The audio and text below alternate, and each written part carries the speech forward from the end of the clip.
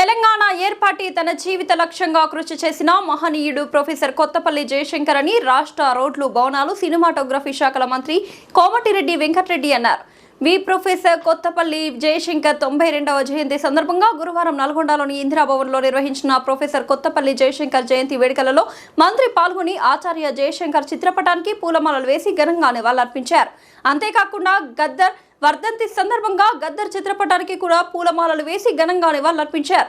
అనంతరం మీడియా ప్రతినిధులతో మంత్రి మాట్లాడుతూ ప్రొఫెసర్ జయశంకర్ తెలంగాణ కోసమే పుట్టిన వ్యక్తి అని, విద్యార్థి దశ నుండే కాకుండా పదవి విరమణ పొందిన తర్వాత కూడా తెలంగాణ కోసం ఆయన కృషి చేశారని తెలిపారు. నీళ్లు, నిధులు, నియామకాలలో తెలంగాణకు జరుగుతున్న అన్యాయాన్ని పలు సందర్భాలలో ప్రజలకు అవగాహన కల్పిస్తూ తెలంగాణ తెచ్చుకోవాల్సిన అవసరాన్ని తెలియజేశారని తెలిపారు. శ్రీకాంత్ చారి లాంటి అమరుల బలిదానాలు, కొండా లక్ష్మణ్ బాపూజీ వంటి వారి త్యాగాల ఫలితంగా తెలంగాణ వచ్చిందని తెలిపారు. Nalgonda mayor Borri Chaitanya Srinivas Reddy, deputy mayor Amir Ali, RDO Y Ashok Reddy, మాజీ జెడ్పీటీసీ లక్ష్మయ్య, గుమ్మల మోహన్ రెడ్డి, కార్పొరేటర్లు తదితరులు ఉన్నారు. అనంతరం మంత్రి ప్రజల నుండి విజ్ఞాపనలు స్వీకరించారు.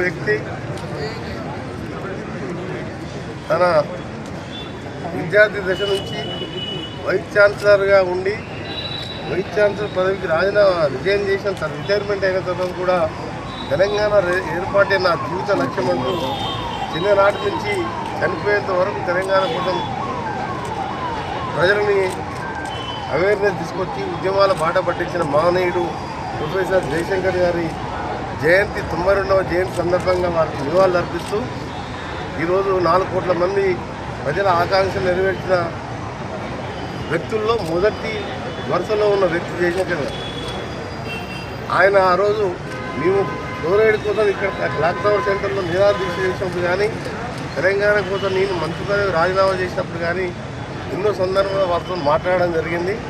వారు చెప్పిన విషయాలు ఏ విధంగా తెలంగాణ అన్యాయం కాబడుతుంది, ఏ విధంగా నిధులలో, నీళ్ళల్లో, ఉద్యోగాలలో మనకి ఎంత అన్యాయం అవుతుందో అని చెప్పి వారు చెప్పిన అంశాలు ఆర్థిక తెలంగాణకి వెళ్ళి వచ్చి ఆదాయాన్ని తీసుకుపోయి ఆంధ్రాలో పట్టణాలు, ఒక్కొక్క పట్టణం విజయవాడకి వెళ్ళి మొదలుపెడితే విశాఖపట్నం వరకు ఎన్నో మహానగరాలు ఉన్నాయి. తెలంగాణలో మాత్రం హైదరాబాద్ ఒకటి అందరూ కలిపిన ఉమ్మడి స్టేట్ క్యాపిటల్గా ఒక వరంగల్ తప్ప ఏ టౌన్ కూడా అభివృద్ధి కాలేదంటే ఆదాయం ఇస్తున్న మనం. ఎందుకంటే పాలకులు వాళ్ళు ఉన్నారు.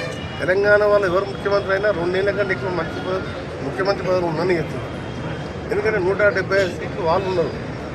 కాబట్టి మనం తెలంగాణ తెచ్చుకోవాల్సిన అవసరం మనం ఎన్నో సందర్భాలు చెప్పిన వ్యక్తి. ఆయన జయంతి సందర్భంగా నివాళులు అర్పిస్తూ వచ్చిన కాంగ్రెస్ ప్రభుత్వం సోనియా గాంధీ గారు ఆ రోజు ఆంధ్ర రాష్ట్రంలో కాంగ్రెస్ పార్టీ పోయినా సరే అమరుల బలిదానాలు, ముఖ్యంగా మొట్టమొదటి బలిదానం శ్రీకాంతాచారి అయితే మొదటి ఉద్యమంలో మంత్రి పదవి రాజీనామా చేసిన కొండా లక్ష్మణ్ బాపూజీ ఒకరు.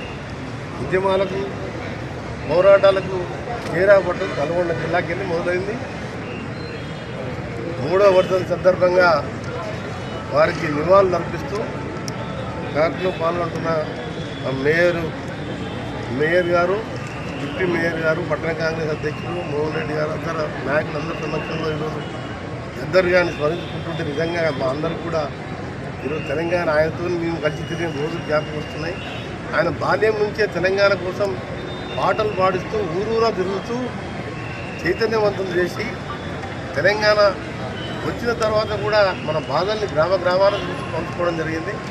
వారు ఈయన భువనగిరి ఎంపీగా పోటీ చేసినప్పుడు ఓపెన్గా స్టేట్మెంట్ ఇచ్చి నన్ను ఇంటికి పిలిపించుకొని గద్దర్ గారు వారి సతీమణి ఆశీర్వదించి నువ్వు గెలుస్తున్నావు అని చెప్పి నన్ను ఆశీర్వదించడం జరిగింది.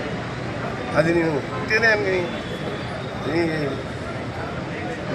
నీ సపోర్ట్ కావాలని, నీ ఆశీస్సు కావాలని పోతే ఇద్దరు భార్యాభర్తలు నన్ను లోపలికి తీసుకెళ్ళి కూర్చోబెట్టి మాట్లాడి మంచినీళ్ళు ఇచ్చి నువ్వు గెలుస్తున్నావని ఆశీర్వదించు.